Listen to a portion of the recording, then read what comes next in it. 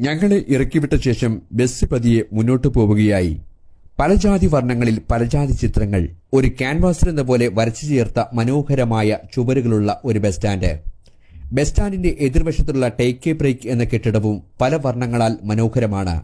ഒരു കാലത്ത് അശ്ലീലങ്ങളും മറ്റും എഴുതി വെക്കുവാനും വരച്ചു ചേർക്കുവാനും വേണ്ടി മാത്രം വിധിക്കപ്പെട്ടിരുന്ന ഇത്തരം ചുവരുകൾ ഇന്ന് പല വർണ്ണങ്ങളാൽ തല ഉയർത്തി നിൽക്കുന്നത് കണ്ടപ്പോൾ അഭിമാനം തോന്നി. ഇതാണ് കണ്ണൂരുകാരുടെ സ്വന്തം കൂത്തുപറമ്പ്. ശുചിത്വ നഗരമായി പ്രഖ്യാപിക്കുന്നതിന്റെ ഭാഗമായിട്ടാണ് നഗരസഭ ഈ ചിത്രമതിൽ ഒരുക്കിയതത്രേ. പ്രകൃതി ഭംഗിയോടൊപ്പം ശുചിത്വ ബോധവൽക്കരണ സന്ദേശമാണ് ഈ ചുവർച്ചിത്രങ്ങളുടെ ഇതിവൃത്തം. പൊടിയും പായലും പിടിച്ച് വികൃതമായ കൂത്തുപറമ്പിലെ മതിലുകളെല്ലാം ഇനി ക്യാൻവാസുകളാണത്രേ.